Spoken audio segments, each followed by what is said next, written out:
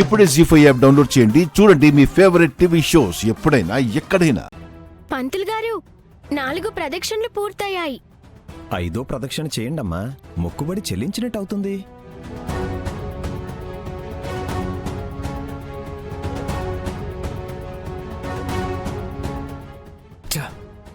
కుండకి రాయి తగలకుండా చేతులు అడ్డంగా ఉన్నాయి.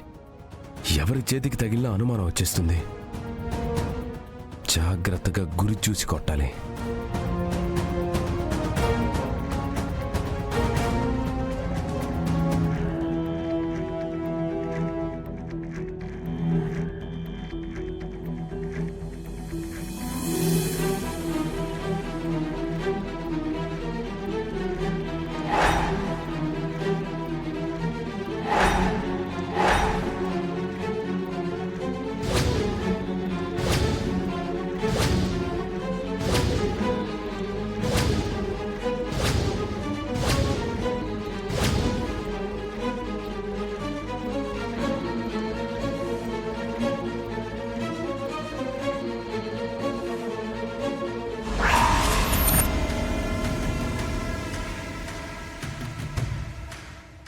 గోవిందా గోవిందా.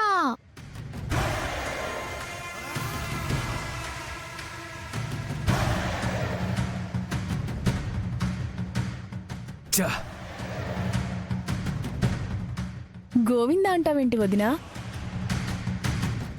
మీ అన్నయ్య మిమ్మల్ని ఎంత బాగా చూసుకుంటాడో ఈ అమ్మవారిని కూడా వాళ్ళ అన్నయ్య అంత బాగా చూసుకుంటాడనేసి గోవిందా అని ఆయన్నే తలుస్తున్నాను. అమ్మా, ఆ నైవేద్యం తీసుకొచ్చి అమ్మవారి ముందు పెట్టండి.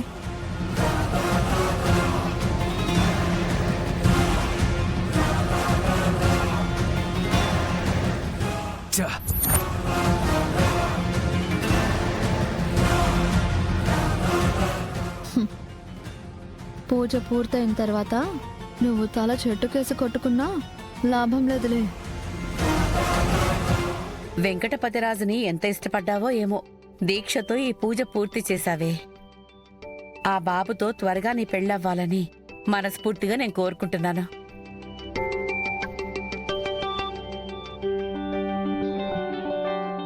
ఆ అమ్మవారు కరుణించింది, కాని అన్నయ్య కనికరించాలి.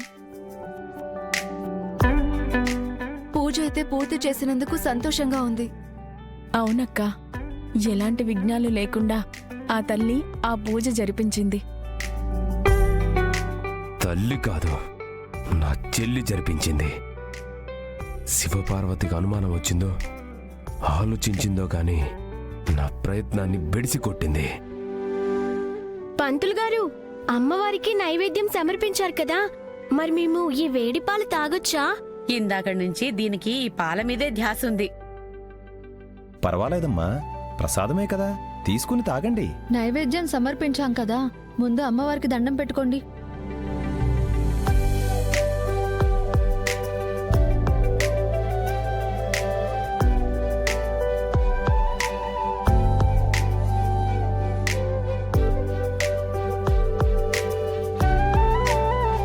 గంగబాబు బతికుండగా శ్రీవల్లి పెళ్ళవదంటే వదినకి కోపం రాదా? రేయ్, బుద్ధి జ్ఞానం ఉందా లేదా నీకు? ఇంట్లో ఉన్నప్పుడు మా గురించి మాట్లాడు, లేదా నీ పనేదో నువ్వు చూసుకో. అంతేగాని వాళ్ళ ప్రస్తావన నీకెందుకు? నేనేమన్నాను? నిజం చెప్తే ఇలా అంటున్నారు. నీకు తెలిసిన నిజం చెప్పు, కానీ ఇలా మనసు గాయపడేలా మాట్లాడకు. ఏయ్, నువ్వేంట్రా మధ్యలో? పని పాట లేకుండా వచ్చేసి ఇంట్లో ఆడోళ్ళకి సాయం చేసుకుంటూ ఉంటావు. వాడు సాయం చేస్తాడ్రా, నువ్వు అది కూడా చేయలేవు కదా. శ్రీవల్లి అంత రోషం వచ్చినప్పుడు వాళ్ళ అన్నకి చెప్పి ఎవడికోవడికి ఇచ్చి కట్టబెట్టమను. మా అక్క చెల్లెళ్ల పెళ్లిళ్ళు మీ నెత్తి మీద పడ్డట్టు బరువుగా ఫీల్ అవుతున్నారేంటి మావయ్య? వాళ్ళతో ఎందుకు మాట్లాడతావు? అది మాత్రం రెచ్చగొట్టే మాటలు మాట్లాడుతుంది కదమ్మా. ఏ అబ్బోడా, ఎందుకురా నీకు ఈ గొడవ? పదా, నువ్వు రారా చెప్తాను. నువ్వురా,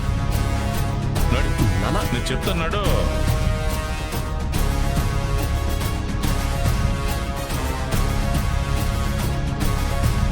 అబ్బోడా, నీకు నిద్ర రాకుంటే ఒక గ్లాస్ ఖాళీ చేయి, అంతేగాని ఈవేళ అప్పుడు గంగగాడి ఊసేద్దద్దు. అయినా నేను ఉన్నదున్నట్టుగా మాట్లాడితే ఫీల్ అవుతారు ఎందుకు? ఇప్పటి వరకు శోధనం చేసి వ్యూహం బాగా ఆలోచించినాను కూడా. ఆ గంగని వాడి చెల్లెలని రేపొద్దున ఊళ్ళోనే లేకుండా చేసే ఉపాయం ఒకటి పండిన.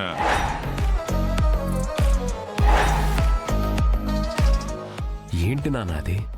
కూసంత కష్టమైనా సరే బుర్ర వాడితే ఈగ ఈ జన్మలో వాడు తలెత్తలేడు. ప్లాన్ ఏంటి నాన్న?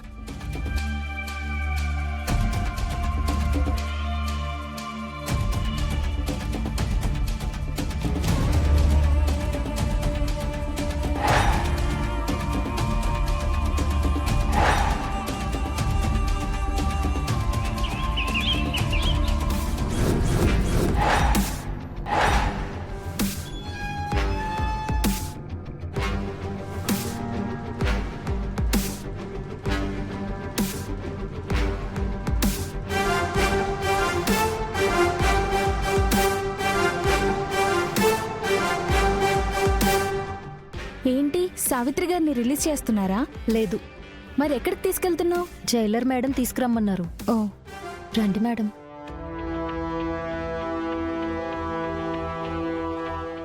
జైలర్ గారు సావిత్రమ్మని ఎందుకు పిలిచారో తెలుసుకోవాలి.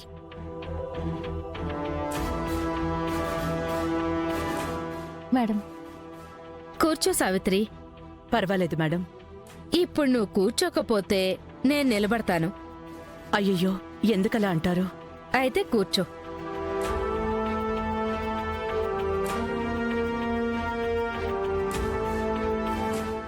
సావిత్రి, నువ్వు ఏ నేరమూ చేసుండవని నా మనస్సాక్షి కనిపిస్తుంది. ఎందుకంటే ఇన్నేళ్లలో నువ్వు పశ్చాత్తాపడింది నేను చూడలేదు. ఇన్నేళ్లుగా ఇక్కడ డ్యూటీ చేస్తున్న నాకు నీ మాట తీరు, నీ నడవడిక బాగా నచ్చాయి. ఎవర్నీ పల్లెత్తి మాట కూడా అనవు. తెలిసో తెలియకో ఖైదీలు పొరపాటు చేస్తే అలా కాదని సరిదిద్దుతావు. ఇంతకు ముందు నువ్వు టీచర్గా పనిచేసేదానివా? లేదు మేడం. మరి జీవితం పట్ల అంత స్పష్టత, నీ మీద నీకు అంత నియంత్రణ ఎలా అబ్బాయి?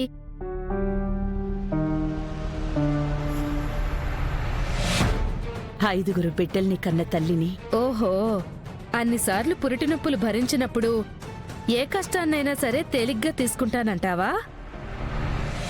మీరెంత మంచివారైనా మీ సమయం వృధా చేసుకోకూడదు మేడం. నన్నెందుకు పిలిచారో చెప్తారా? త్వరలోనే నీ శిక్షాకాలం పూర్తి కావస్తుంది సావిత్రి. నువ్వు ఇంకా ముందే విడుదలవ్వాలంటే గవర్నర్ గారికి ఒక రిక్వెస్ట్ లెటర్ రాయొచ్చు. పర్వాలేదు మేడం. నా శిక్ష పూర్తయ్యేంత వరకు నేనిక్కడే ఉంటాను. ముందెళ్లే అవకాశం వచ్చినా కాదంటావెందుకు సావిత్రి? నేను ఒక్కరోజు పెరోల్ మీద విడుదలయ్యాను.